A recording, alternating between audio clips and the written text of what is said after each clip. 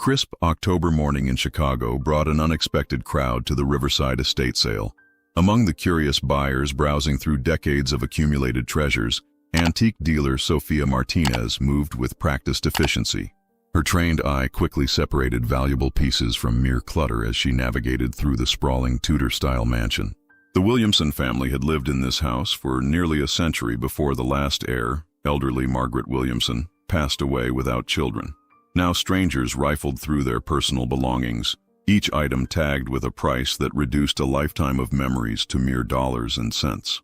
In the mansion's wood-paneled library, Sophia discovered a collection of framed photographs arranged on an antique mahogany desk. Most were typical family portraits from various decades, graduation photos, wedding pictures, holiday gatherings. But one particular frame caught her attention, its ornate silver border tarnished with age. The photograph, clearly from the 1920s based on the clothing and photographic style, showed a young couple posed in what appeared to be their living room.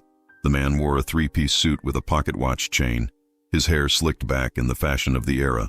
The woman, dressed in a drop-waist dress typical of the flapper period, sat gracefully beside him, a gentle smile playing on her lips. Between them, cradled in the woman's arms, was an infant who couldn't have been more than 6 months old. The baby wore a long christening gown of delicate white lace, the kind wealthy families commissioned for special occasions.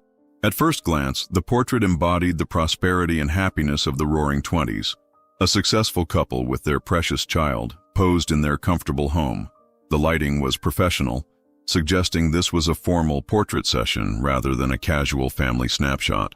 But as Sophia examined the photograph more closely, something about the baby's expression made her pause. While the parents smiled warmly at the camera, radiating contentment and pride, the infant's eyes held something entirely different. Even at such a young age, there was an unmistakable intensity in that tiny face. Not the blank, innocent gaze typical of babies, but something that seemed almost aware, almost fearful. Sophia purchased the photograph for $25, unable to shake the feeling that those small eyes were trying to tell her something important. Back in her antique shop in Lincoln Park, Sophia carefully removed the photograph from its frame to examine it more thoroughly. Her years of experience had taught her that the most valuable information about old photographs often lay hidden on the back. Photographers' stamps, dates, names, or notes that provided crucial context. The back of the photograph revealed exactly what she had hoped to find. An embossed stamp reading Henryk Kowalski Photography Studio, Chicago, Illinois, along with a date written in elegant script, October 15, 1920. Below that, in different handwriting, were 3 names: Robert, Catherine, and baby Thomas Williamson. Sophia's pulse quickened. She recognized the Kowalski name. Henryk Kowalski had been one of Chicago's most prestigious portrait photographers during the 1920s, known for capturing the wealthy elite of the city. His work was highly sought after by collectors, but more importantly, Kowalski had been famous for his meticulous record-keeping. If his studio archives still existed, they might contain valuable information about this particular session. She spent the next 2 hours searching online databases and historical records. What she discovered made the photograph even more intriguing. Robert Williamson had been a successful banker in 1920, part of Chicago's financial elite. Catherine Williamson, née Hartford, came from old money. Her family had made their fortune in railroad investments during the late 1800s. But it was information about baby Thomas that stopped Sophia cold. According to a Chicago Tribune obituary she found in the newspaper archives, Thomas Williamson had died in November 1920, just 1 month after this photograph was taken. The cause of death was listed as sudden infant death syndrome, though the medical understanding of SIDS in 1920 was primitive at best. Sophia stared at the photograph again, focusing on the baby's eyes. Now that she knew Thomas would be dead within weeks of this portrait being taken, his expression seemed even more haunting. Was it possible that somehow, in that mysterious way that sometimes occurred with old photographs, the camera had captured something that the human eye couldn't see? She reached for her phone to call Dr. Elizabeth Chen, a photography historian at Northwestern University who specialized in early 20th century portraiture. If anyone could help her understand the technical aspects of what she was seeing, it would be Dr. Chen. "I have a 1920 Kowalski portrait that's unusual," Sophia explained. "The baby's expression doesn't match the parents' mood at all. It's almost as if the child is seeing something the adults can't. "Bring it in tomorrow morning," Dr. Chen replied, her voice immediately interested. Kowalski was known for capturing things other photographers missed. His portraits often revealed more than his subjects intended to show. Dr. Elizabeth Chen's office at Northwestern University resembled a museum of photographic history. Vintage cameras from different eras lined the shelves, and the walls displayed examples of significant portrait photography spanning nearly 2 centuries. When Sophia arrived the following morning, Dr. Chen was already preparing her examination equipment. "Henryk Kowalski," Dr. Chen mused as she carefully placed the photograph under her specialized lighting. He was an interesting figure in Chicago's photography scene. Emigrated from Poland in 1910, built a reputation for portraits that seemed to capture people's inner essence rather than just their appearance. Through her magnifying equipment, Dr. Chen studied every detail of the image. The technical quality is exceptional, even by Kowalski's standards. Look at the depth of field, the way he's captured the texture of the mother's dress, the intricate details of the baby's christening gown. Sophia watched as Dr. Chen focused intently on the baby's face.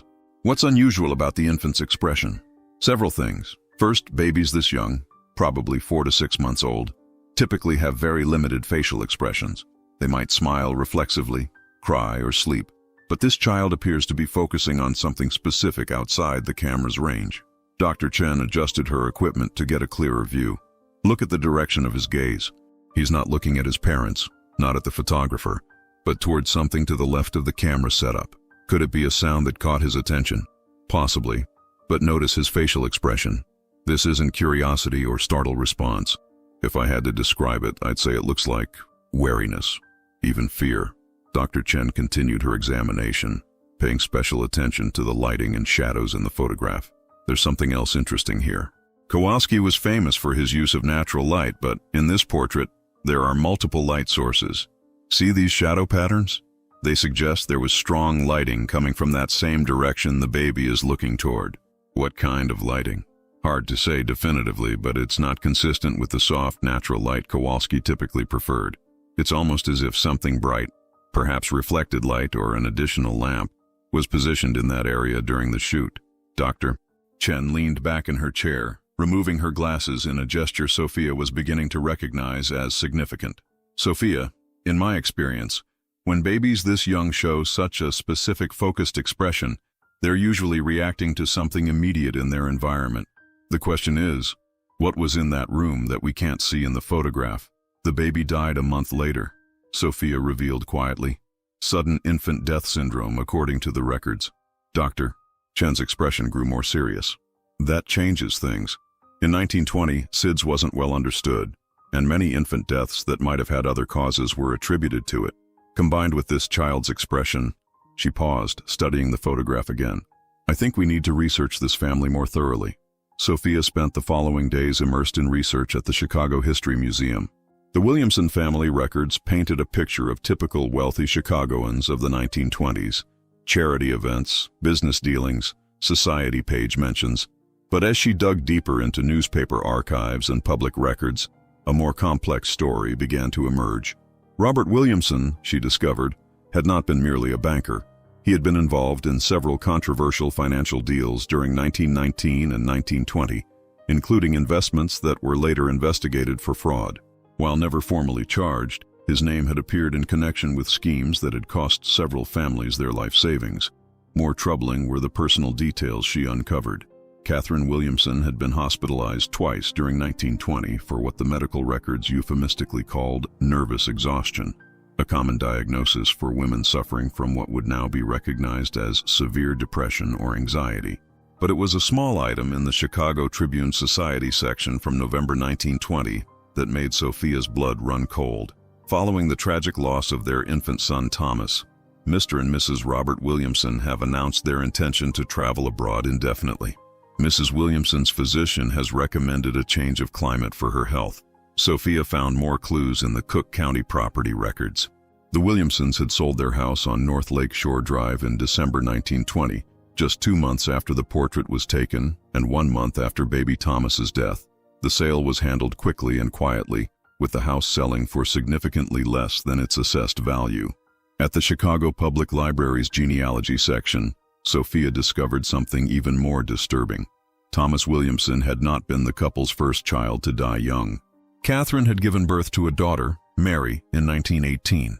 According to the death certificate, Mary had died at 8 months old, also attributed to sudden infant death syndrome.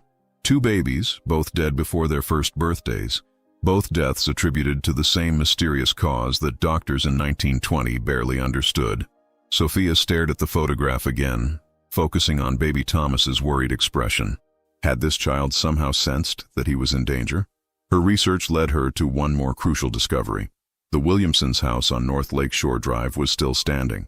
It had been converted into luxury condominiums in the 1980s, but the building's original structure remained largely intact. The current owner of what had been the Williamsons' unit was Dr. Amanda Foster, a pediatrician who had purchased the condo specifically because of its historical significance.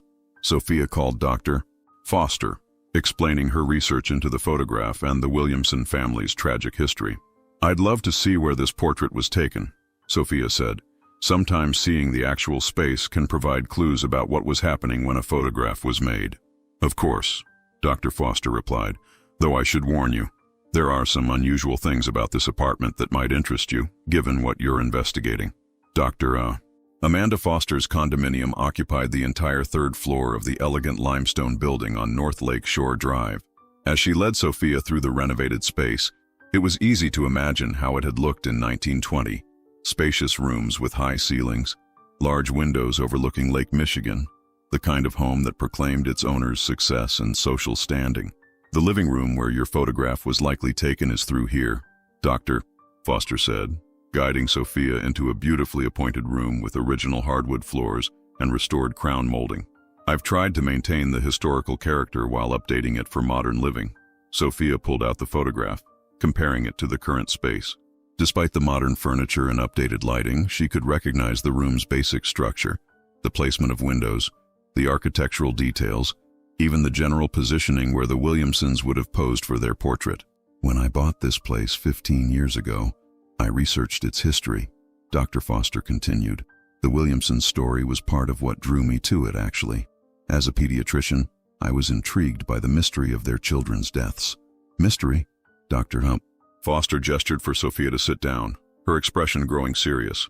"I've seen thousands of cases of infant mortality in my career, and while SIDS does occur, 2 cases in the same family within 2 years is extremely unusual. Modern medicine would have investigated much more thoroughly." She walked to a bookshelf and retrieved a folder. "After I moved in, I found some things the previous owners had left behind. Documents, photographs, even some personal items that had been stored in the basement for decades."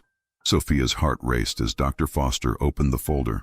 Inside were several items that clearly dated to the Williamson era: household bills, personal correspondence, and, most remarkably, a letter from Catherine Williamson to her sister, dated November 20th, 1920, just 5 days after baby Thomas's death. "May I?" Sophia asked, reaching for the letter. The handwriting was shaky, clearly written by someone under extreme emotional distress. "Dearest Margaret, I cannot bear to stay in this house another day. Thomas is gone, just like Mary, and I know in my heart that Robert—" I cannot write the words, but you know what I suspect. "The doctor says it was the same condition that took Mary, but I have seen how Robert looks at the children when he thinks no one is watching. There is something cold in his eyes, something that frightens me. I found the bottle of laudanum hidden in his study, far more than any person would need for occasional pain. And the night Thomas died, Robert had been alone with him for over an hour before calling for help. When I touched my baby's skin, it was so cold, Margaret, so very cold." Sophia's hands trembled as she finished reading. She looked up at Dr. Foster, who nodded grimly. "There's more," Dr. Foster said quietly. "I think you should see the room that was the nursery." Dr. Foster led Sophia down a hallway to what had been converted into her home office. "This was the nursery in 1920. When I renovated, I discovered something behind the original wallpaper that the previous owners had never removed." She pointed to a section of wall where the historical wallpaper had been carefully preserved under glass. "Look closely at the pattern." Sophia examined the delicate floral wallpaper, typical of the period. But as she studied it more carefully, she noticed something unusual. In several places, the pattern was interrupted by small dark stains that looked almost like fingerprints, Dr. Foster confirmed. "Tiny fingerprints, pressed into the wallpaper at about the height where a crib would have been placed. And they're not alone. She led Sophia to another section of the preserved wallpaper where the stains were different, larger, more irregular. These tested positive for laudanum when I had them analyzed out of curiosity. Sophia stared at the evidence, her mind reeling. You think Robert Williamson was drugging his children? I think Robert Williamson was systematically poisoning his children with laudanum, and Catherine suspected it but couldn't prove it. Laudanum was readily available in 1920, often used for everything from headaches to insomnia. A banker like Robert would have had easy access to it, and the symptoms of laudanum poisoning in infants could easily be mistaken for SIDS. Dr. Foster walked to her desk and retrieved another document. I also found this, a partial diary entry that Catherine apparently hid behind a loose floorboard. The diary entry, written in Catherine's increasingly desperate handwriting, painted a horrifying picture. October 10th, 1920. Thomas has been so listless lately, sleeping far more than a healthy baby should. When I mentioned this to Robert, he became angry, saying I was being an overprotective mother just as I had been with Mary. But I watch him when he thinks I'm not looking. I've seen him give Thomas what he claims is medicine, but the baby always becomes drowsy afterward. I found the small brown bottle in Robert's study again, the same type that was there when Mary was sick. He says it's for his back pain, but I've never seen him take any.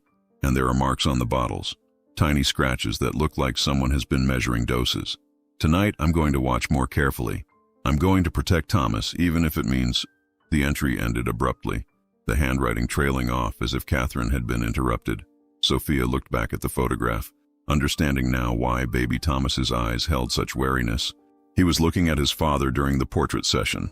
That would be my assessment, Dr. Foster agreed.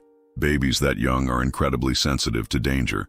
If Robert Williamson had been systematically poisoning Thomas, the child would have learned to associate his father's presence with feeling sick, with pain. That expression in the photograph isn't random. It's a baby's instinctive recognition of threat. Armed with this new understanding, Sophia returned to her research with renewed urgency. She needed to find Henryk Kowalski's studio records, hoping they might contain additional details about the portrait session that could confirm their suspicions. After several phone calls and emails, she discovered that Kowalski's archives had been donated to the Chicago Photography Archives at Columbia College after his death in 1965. The archivist, Dr. Marcus Webb, agreed to meet with Sophia to examine any records related to the Williamson portrait. Kowalski was incredibly detailed in his record-keeping, Dr. Webb explained as they descended into the climate-controlled basement where the archives were stored.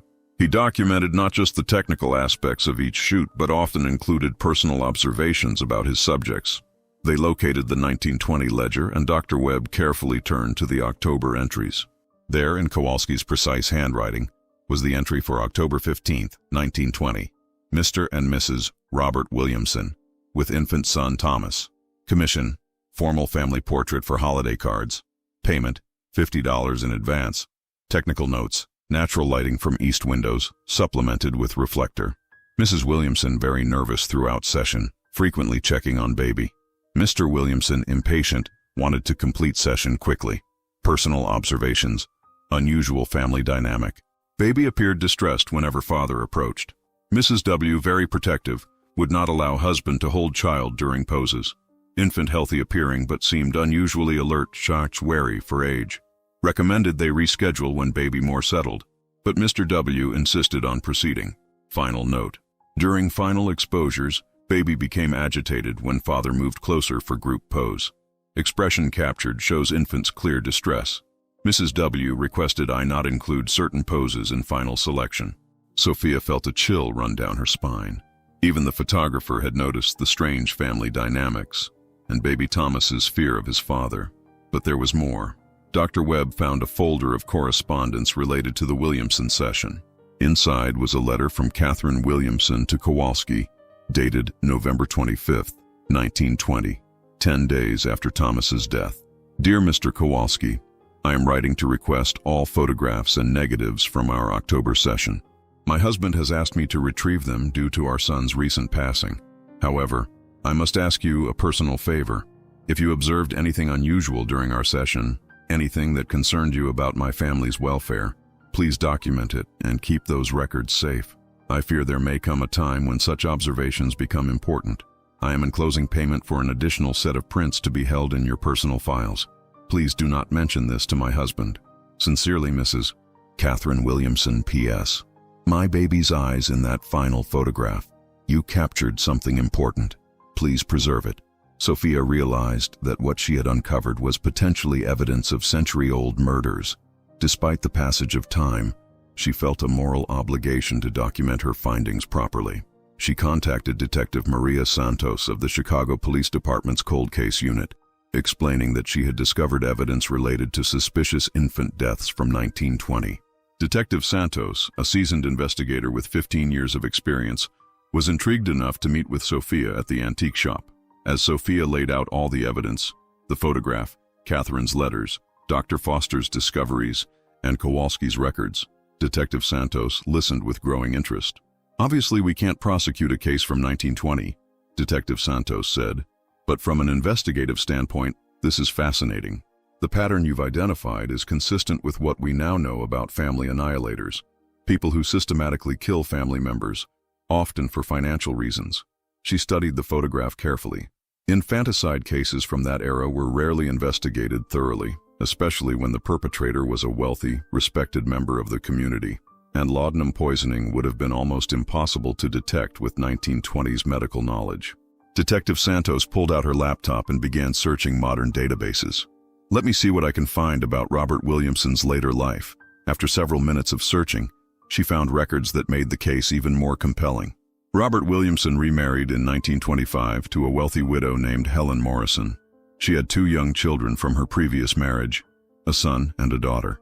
Sophia's heart sank, sensing what was coming next. Both children died within 2 years of the marriage. The son in 1926, age 6, attributed to pneumonia.